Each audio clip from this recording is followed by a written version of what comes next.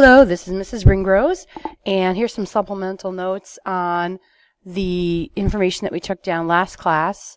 I unfortunately wasn't able to save you the notebook before I had to restart my laptop.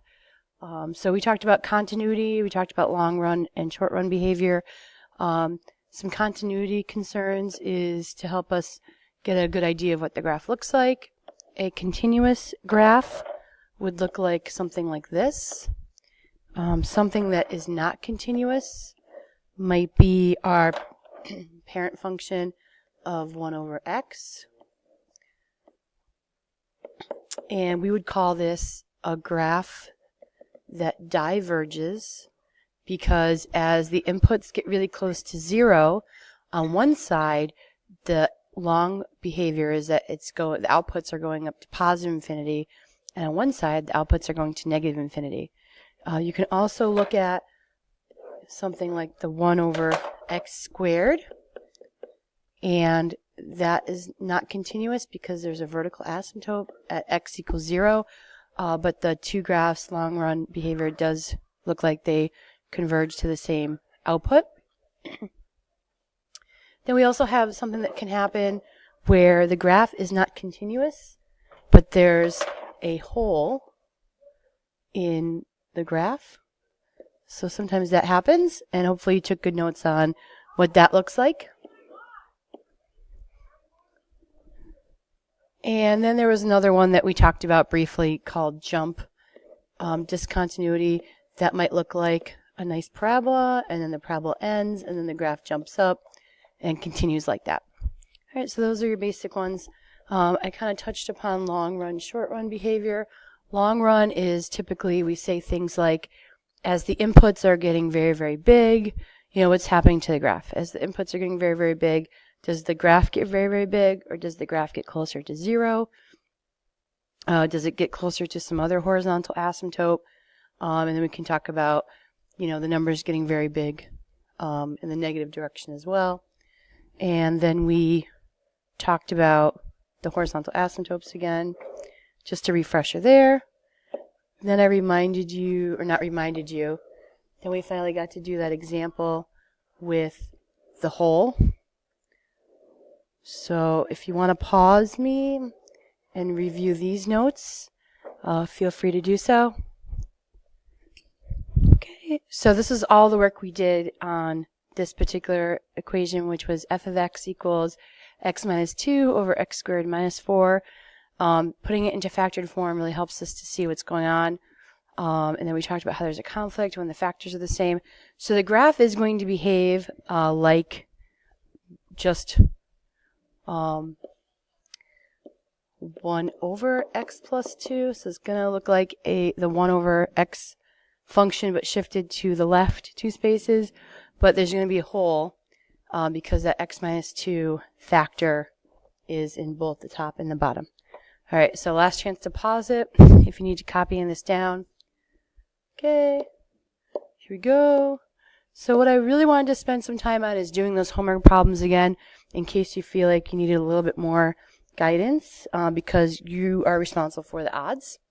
So, feel free to speed me up or fast forward till I get to ones that are hard. I'm just going to keep on going till I run out of recording time. I get 15 minutes. So here we go. Number 6.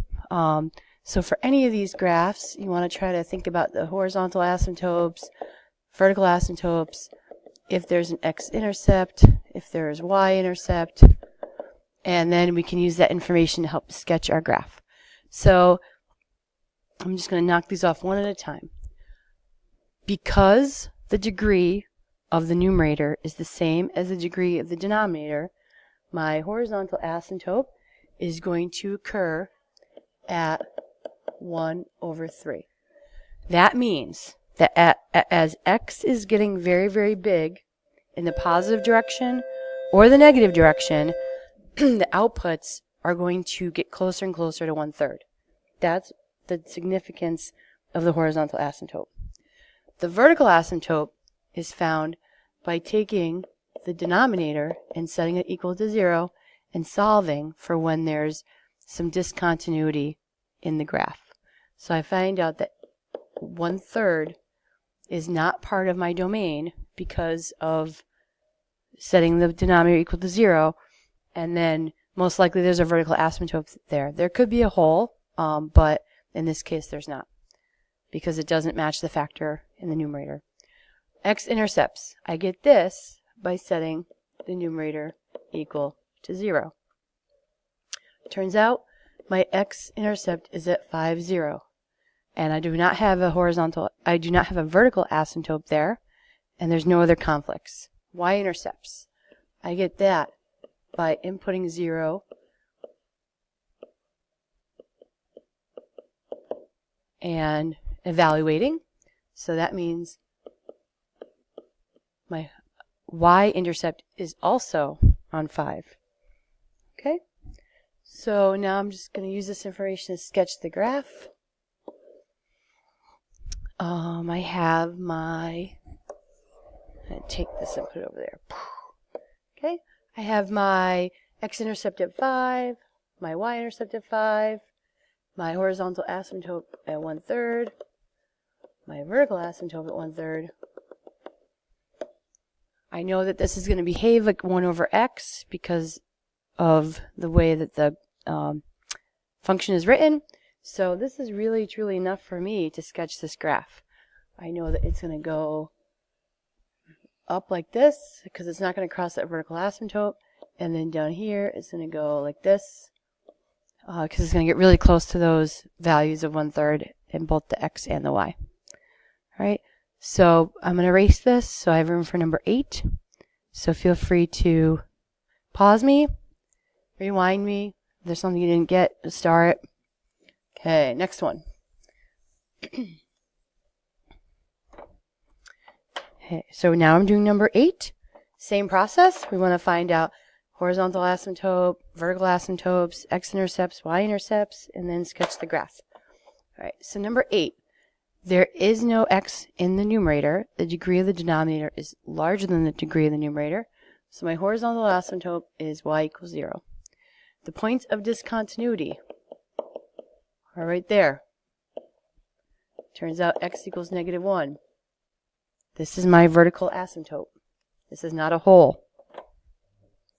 My x-intercepts are where I can set the numerator equal to 0. I can't do it. So that means none. Y-intercepts. I get this by inputting 0. So my y-intercept is 5. And that doesn't conflict with any domain restrictions. So that looks good. Okay, I'm going to use this information to sketch my graph. Alright, so vertical asymptote at -1. Horizontal asymptote on the x-axis. I have a x-intercept, no x-intercept because that's where my horizontal asymptote is. My y-intercept is at 0.5. Alright. Is that enough information to sketch my graph? You can certainly do a table. It might be interesting to know where, so if this is -1, it might be interesting to know where f of -2 ends up, just to know like in what quadrant the rest of the sketch is going to be in. I know that this is a translation of the parent graph 1 over x squared. So my branches are both going to be in the positive y. So that's that branch. And then my other branch is going to go up and down. So they're not going to cross the y equals 0, and they're going to stay up there. If you did want to plug in maybe f of -2 or something like that, then you would just plug that in and you would get 5 over -2 plus 1 squared, 5 over 1, which is also 5. So -2, 5 is also a point on that graph. Okay. All right, I'm not going to erase that one, but I'm going to move right on to number 10. And we're looking to see if there's a horizontal asymptote, a vertical asymptote, x-intercept, y-intercept, and then any holes, and then we'll sketch that graph.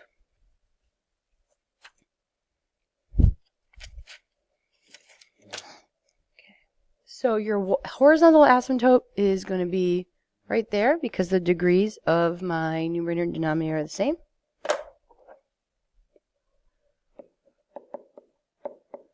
My vertical asymptote is going to be setting the denominator equal to 0.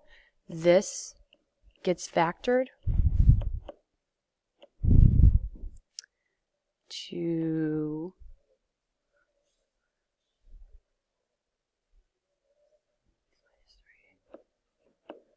that. I believe that's the correct factorization. So I know my vertical asymptotes are going to occur at x equals 5/3 and x equals 3. X-intercepts, I get my x-intercepts by factoring out the numerator and setting those equal to 0.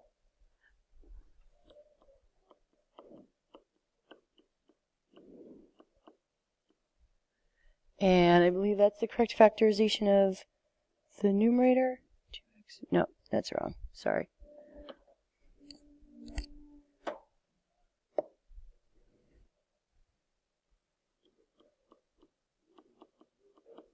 Right. So when I factor that out and then I solve, I find out my x-intercepts are at 3/2 and -5. And my y-intercepts, I get that by plugging in 0 and evaluating. So it's basically 0 plus 0 minus 15, and then 0 plus 0 plus 15, which is -1. So my y-intercept is at -1. So now I have enough information to sketch this graph, believe it or not.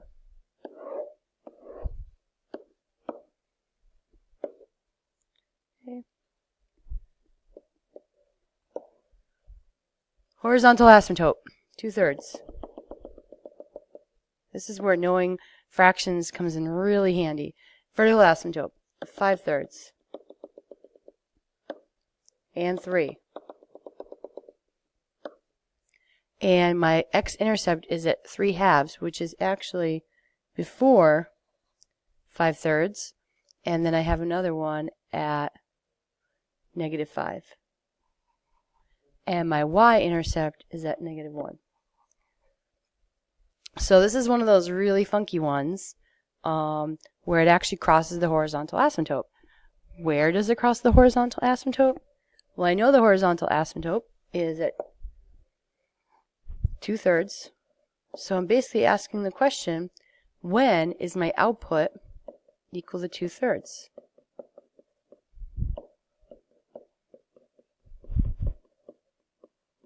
And I can totally solve this by using cross-multiplying. So if I cross-multiply these two, what happens is I have to distribute that 3 to all these terms. So it's 6x squared plus 21x minus 45. And then I distribute the 2.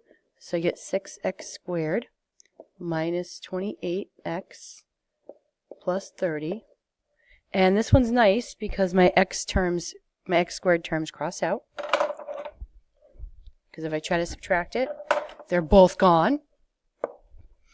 And then I solve, and I get x equals 1.5. I forgot the rest of it. Maybe 552. Originally I had rounded it to 1.5, but then I came into a problem because 1.5 is my x-intercept. It actually intersects the horizontal asymptote right before the vertical asymptote. So now I have enough information to sketch this part, and it gets really close underneath. It dips down, and then it shoots up. All right, because it can cross the horizontal asymptote, but it cannot cross the vertical one. Then I can plug in some values to see what's happening after the vertical asymptote at 3. And it turns out it looks like this, because it has to approach my horizontal asymptote as x gets very, very, very, very big. It has to approach that. But any of those positive values I put in for x, like say f of 4 or finding f of 5, all those end up being positive outputs. So that's going to be up there. And then if you try any of those outputs that are between 5/3 and 3, such as f of 2, you get numbers that